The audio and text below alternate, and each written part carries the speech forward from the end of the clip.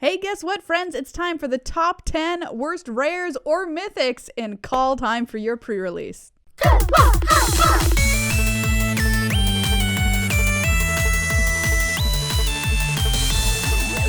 All right, Megan, are you ready to get crappy? Yeah, man. We've got the top 10 worst cards that you absolutely do not want to open in your sealed pool for the Kaldheim pre-release. Actually, I mean, like, caveat for this one. Sure. Because Kaldheim is, like, generally so excellent. It's very good. Like, the quality is pretty high, and so we had to struggle. So I don't know. I feel like, especially lower down on the list, it's not, like, absolutely don't want to open, but it is, like, you're gonna be sad because there's definitely a lot of better rares out there. Yeah, Kaldheim has some absolutely bomby bombs in it for sure. And the power level overall across the board, I'd say, is pretty high. Yeah. So these, while they're not like the worst cards ever, and there's some of them don't, some of them do really stack up against the all-timers. Yep. But some of them definitely do not stack up against the all-time worst. Yeah, that's true. So I just kind of want to say that as like a shout out to the set of just like pretty solid bar. Yeah, I think that the foretell mechanic helps a lot here too, because sometimes there's cards where you generally would not want to play this in your deck, barring some kind of weird deck construction that you've been able to accomplish. Yeah. But here with foretell on the card, it makes it a little bit more playable than it would be otherwise. Yes, which we've seen in the past with stuff like Morph Yep, too. absolutely. So, are you ready to hear about what you don't want to be Kraken? All right. When you get Kraken this weekend. Speaking of Krakens, we'll talk about them in a little bit. But the first card up is a land, the World Tree. That's right. The World Tree enters the battlefield tapped. You can tap to add green. Okay. And as long as you control 6 or more lands you control have tap, add 1 mana of any color. Great.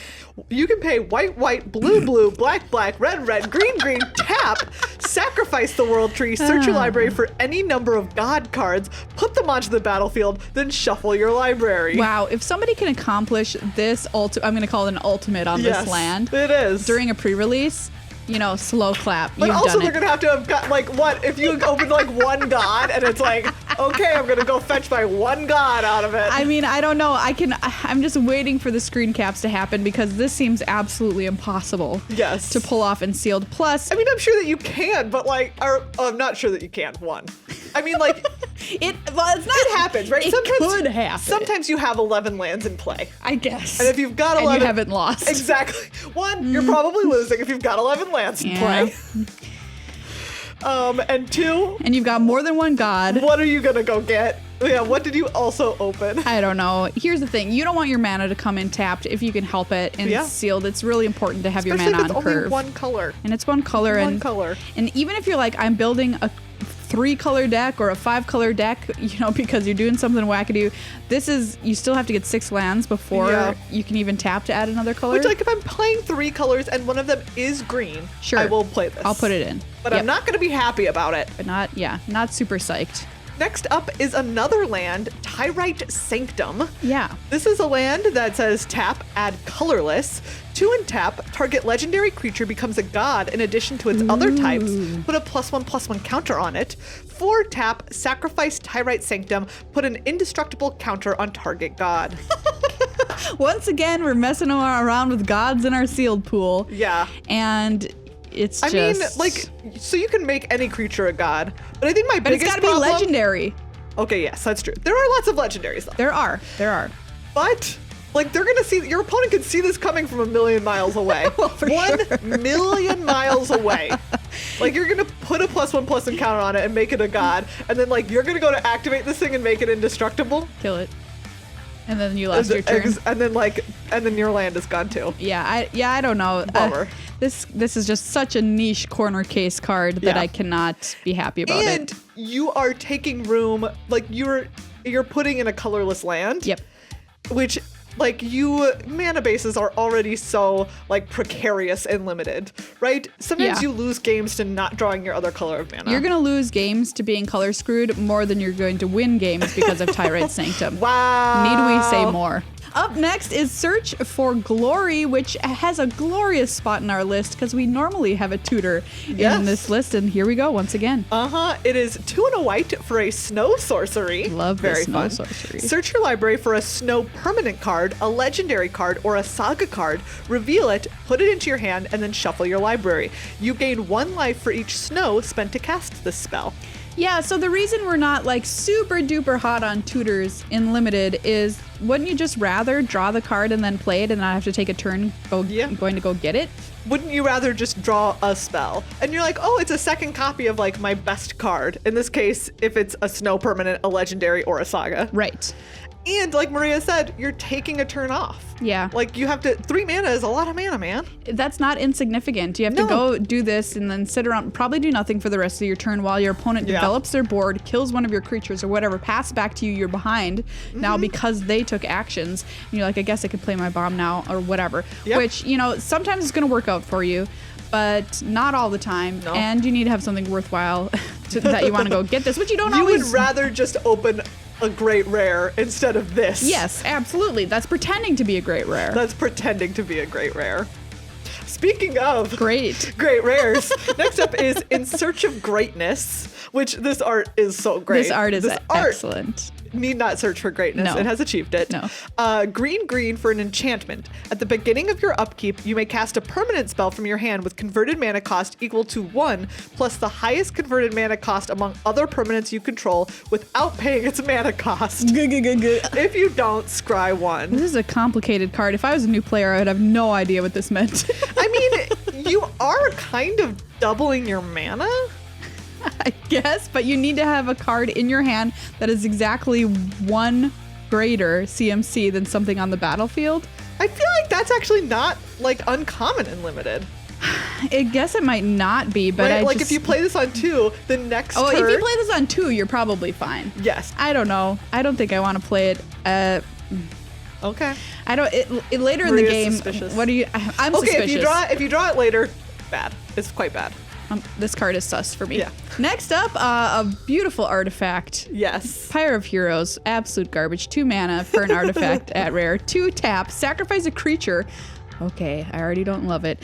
Search your library for a creature card that shares a creature type with the sacrifice creature and has converted mana cost equal to 1 plus that creature's converted mana cost. Put that card onto the battlefield and shuffle your library. Activate this ability only anytime you could cast a sorcery.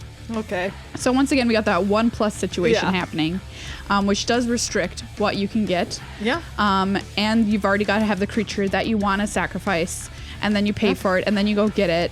This is a constructed strategy, right? Yeah. Like, this is a card. Hopefully people will be able to do cool things with it in constructed. Put it in your cat oven deck, okay? Yes. Or like try and make new birthing pod. Everyone's always trying to make new birthing pod. Go ahead, give it a shot. Try and make new birthing pod, but not in your limited deck where you don't want to run around sacrificing creatures. You can only do it anytime you could cast sorcery PS, so you can't even block with the creature and then sacrifice it. Exactly. Like if you could do that, slightly better. Slightly better, still not gonna play or it. Or if you could do it in response to removal. Yeah, still not gonna play it. That could be great, but no, you can't do any of those things. You can't. Stop trying to make pod happen in draft, okay? Next up is an Icebreaker Kraken. This is 10 blue, which is the top reason That's 12 why mana. it's popular. This better be Emrakul, okay?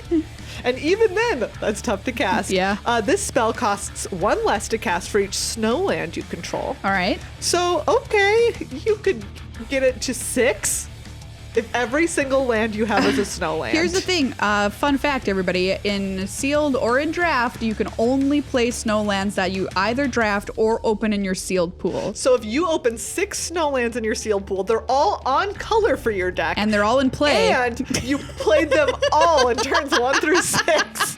This costs 6 mana. Look, I'm somebody out there that's hopeful that is what's going to happen to me. But it's not. Do you know what? You're going to die so many times with this card in your hand, unable to cast it. I'm living in Magical Christmasland for Icebreaker Kraken, 100%. Yes. Because I love snow much. But here's the deal. Yeah. Don't do it. This next one is sorcery, Reckless Crew, 3 in a red. This one I just don't think is ever going to do enough for you unless you open some wild stuff. create X21 red dwarf creature tokens, where X is the number of vehicles you control plus the number of equipment you control. For each of these tokens, you may attach an equipment you control to it. So if you open a bunch of equipment and a bunch of vehicles, but and you're in red, they need to be good equipment. Like, don't just don't if you play just them. chuck equipments in your deck to try and make this card good. No. Your deck is overall going to be so much worse. You need to have opened the dwarf like vehicle equipment deck, which that is not something you open. That is something you crack draft. it. Yeah. Yes, exactly. And so if you play this card and you made it like, one. what if you made 2? Okay. Even then, it's just like, that's bummer fine for you, man. You got 2, and then I don't know. I guess I get a sword. Yeah, sure. No. Yep. No. Okay, this next card is my absolute one of your favorites. favorite one on the list because it is just it's just bonkers. Tibbles Trickery. This card is so bad. Get real, Tibble. I mean, like, Tibble, notoriously the worst planeswalker, is like, I'm gonna make notoriously the worst instant too. Of all time. Maybe not of all time, but like, it is hot garbage. Instant. For 1 in a red, counter target spell in red. Spicy. Wow. Choose 1, 2, or 3 at random. Its controller mills that many cards, then exiles cards from the top of their library until they exile a non-land card with a different name than that spell. They may cast that card without paying its mana cost. Then they put the exiled cards on the bottom of their library in a random order. So you're just like countering their spell and then giving them something in return. Tibble. And it could be so much better than what you countered. Tibble, this is classic what Tibble would do, for sure. First of all, giving red a counterspell is just out of this world. Get out. Megan's I'm so mad. Very mad about this. I'm so mad. Very mad. But secondly, say you get 3 at random and they put their bomb onto the table, then you're just like, oh. Great. Even no matter what, countering something and then giving them something for free. I don't care. Even if it's a tutor or whatever. No. You still are going to feel terrible that happened. Don't do it. Tibbles Trickery, get out of here. What is this card? Bad. Why was it printed? Next up is one of the cards that's actually just like totally solid. Yeah. Right? It's like fine. It's fine. It's not bad. But it's also one that it's like, it is for a rare that you're opening in your sealed pool, pretty underwhelming. And it's a god, and you normally are excited by the gods, but this one just doesn't do enough in your sealed pool. Polvari God of Kinship. This is 2 green for a 2/4 legendary creature god. As long as you control 3 or more legendary creatures, Polvari gets +4/+2 and has vigilance. How many legendary creatures I need? 3 or more. Okay, so I need 2 other ones in addition to Polvari. Yes. Now, we did say there are a bunch of legendaries in the set, so that's true. I guess it could happen, but you have to open them in the colors that you're in. Yeah, I and don't know. Also manage to get them on the battlefield. Seems a little bit of a tall order. 1 in a green, tap, look at the top 6 cards of your library. You may reveal a legendary creature card from among them and put it into your hand. Put the rest on the bottom of your library in a random order. Okay, so because this is a god, it's got 2 sides. Yes. That activation once again calls you to have legendaries in your colors that you open. But what's the deal with the backside? 1 in a green as for the Ringheart Crest. As the Ringheart Crest enters the battlefield, choose a creature type. Tap, add green. Spend this mana only to cast a creature spell of the chosen type or a legendary creature spell. Okay, so the backside ramps you. But it's like niche ramp. Niche ramp only if you're playing legends or if you're playing your elves or whatever in this deck. Again, it's like not bad. If you're in green, you play this card. Of course you play this card. Sure, it's a 2/4. I mean, but it's not what you want from your rare. I mean, imagine you had like maybe how many more legendaries are in your deck? 2, maybe 3. If you're really lucky. Yeah. It's just not. It's Polvari, just not doing enough. If you want a 2/4 for 4, you can play this if you're blocking, or maybe you're like you opened a tribal deck and you can use it to ramp if you want. But I don't even know if I want to play it. Yeah, I mean, real. If you're in green, I don't always play a 2/4 for 4 in green. You're right. You don't always play a 2/4 for 4. I don't know. Wow. It's flexible, so we'll give her that. And for our lurst spurt, for our last spot, great. For our last spot, Maria and I have a difference of opinion. This has happened before on our Yes. top 10 worst rare video. So you can let us know in the comments if you're hashtag Team Maria or Team Megan Yeah. with our last decision here. Okay, Maria, which is your choice? My choice for spot number 10 is Waking the Trolls. This is a saga. You know, we love sagas on the show. Ooh, This is they're 4 great. red-green for a rare saga. Chapter 1, destroy target land, which is very funny. Nobody cares. Whatever.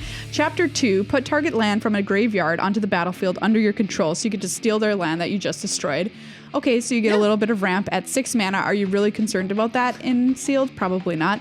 But Chapter 3 wants you to be concerned with it. Choose target opponent. If they control fewer lands than you, create a number of 4/4 green troll warrior creature tokens with trample equal to the difference. So what you're hoping for here is that because you destroyed your opponent's land, you were even, and then you got to take their land, and haha, you are now 1 to 2 ahead of them. I'm not even sure how many ahead at this point. 2. Depending on, 2 ahead, depending on if they've been making their land drops or whatever over these chapters, and you get to make some 4/4s. Yeah. Which, yes, that could definitely happen. This card, I need to try it out for sure. Yeah. To find out how I feel about it, absolutely. Yeah. But also, it could happen that they end up with more lands than you. Or you that get no you're trolls. And you get no trolls. Or you're even. And then you're like, what have I done? Yeah. I've- Although, the card is doing work to make it so that you're not Yes, even. it is trying to help you make it so that doesn't happen. But my question is, how often does it happen that it doesn't fire? I think that it's slightly more likely to fire than Yes, not. I would agree. That's probably true. We need Frankie numbers in here Frankie numbers to help us out with the And it depends on percentages. if you're on the play or the draw. Yeah, but for I sure. get what you're saying. It Yeah. is like a conditional card. But it does have the potential for late game, like a big late game swing. Yeah, if you get those trolls, Yes. A+. Like honestly, this late in the game, even if you get 1/4/4, you're like, You're fine. it's not excellent, but at least it's solid. Here's So my I agree, other it's point not about it. Super exciting. That it takes 3 turns for it to happen is also Yeah. a little bit of a problem. Yeah. Because once you're at 6 mana, you want to have play something that's gonna you want to play your 6/6 for 6 Yeah. or whatever that has That's trample. very true. So anyway, just think about that. Waking the Trolls. My submission is Redain, God of the Worthy. This is 2 and a white for a 2/3 legendary creature god with flying and vigilance. That's fine, right? Snowlands your opponents control enter the battlefield tapped. Non-creature spells your opponents cast with converted mana cost 4 or greater cost 2 more to cast. Okay. And then you turn it over, and it's Valkmira, Protector's Shield for 3 and a white. If a source an opponent controls would deal damage to you or a permanent you control, prevent 1 of that damage. Whenever you or another permanent you control becomes the target of a spell or ability an opponent controls, counter that spell or ability unless its controller pays 1. This is just I just don't think that. I think of these cards as like speed bumps, right? This is like a speed bump card for your opponent. They slow down, but at the end of the day, are you stopping their car? You're not stopping their car. You're slowing their car down, and it's like that's not what I want from a rare. I want my rare to stop their car. For sure. This is not Bommy, like opening up one of the great black-white Valkyries or something like that. And it's just kind of like, okay, like you play a 2/3 for 3. Like, yeah, it has flying, but it's like if it's really a problem, they just kill it. It's not hard to kill a 2/3. Well, it will cost $2 more probably to kill it. What? For 4 mana? What do you cost? Like, there's 3 mana removal for this thing out there. Sure, there's 3 mana that can get this. But I'm thinking of classic 5 mana kill anything spell. Well, obviously I like this card better than you because I like to play 2/3 flyers for 3 with flying and vigilance for sure.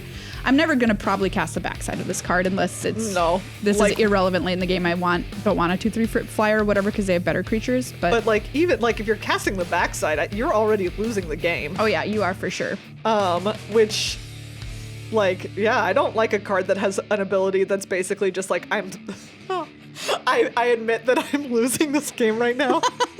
Here's the thing about your bomb. You want your bomb to be able to bring you back from a place when you were losing the game and turn the tables on your opponent and now you're winning the game. Yes. This card is not going to be able to do that. Absolutely not, which is why I prefer this to Waking the Trolls. I see. Because Waking the Trolls is a card that could get you back from the brink. That could get you back into a game. Oh, all right. Well, we'll find out what the masses say about Redain versus Waking the Trolls, and super excited to play actually with both of these cards. Yes. Coming up in Kaldheim.